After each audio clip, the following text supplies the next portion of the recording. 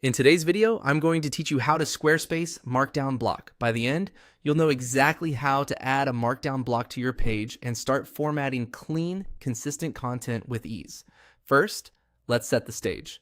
Markdown is a simple way to format text using plain characters, like hashtags for headings and asterisks for emphasis. It's perfect when you want fast, reliable formatting without fiddling with multiple toolbar options. Squarespace includes a dedicated Markdown block, so you can write in Markdown and have it instantly converted to polished HTML on your site. Begin by opening the Squarespace page or section where you want your content to appear.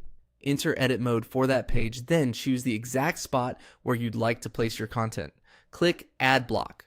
Depending on your layout, this button might appear as a plus icon between existing blocks or in the top left of a section. Picking your placement first helps keep your layout neat and prevents extra dragging later. Next, in the block selector that appears, click Markdown. If you don't see it right away, use the search field to type Markdown, then select it. Squarespace will drop a Markdown block exactly where you chose, giving you a clean space dedicated to text you can format with Markdown syntax. This is especially helpful if you prefer writing-focused content, like articles, documentation, or simple lists and links.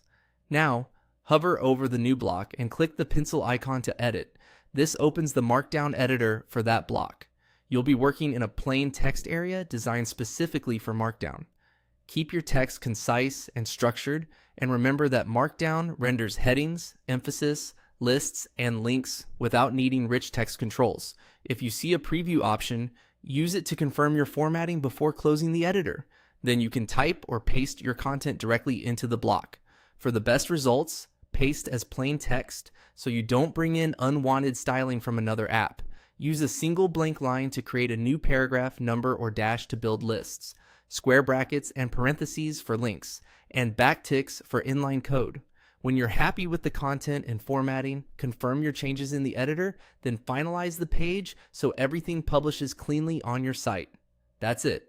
You've added a Markdown block, opened it for editing, and entered your content. With this workflow, you'll keep your pages tidy and your formatting consistent every time.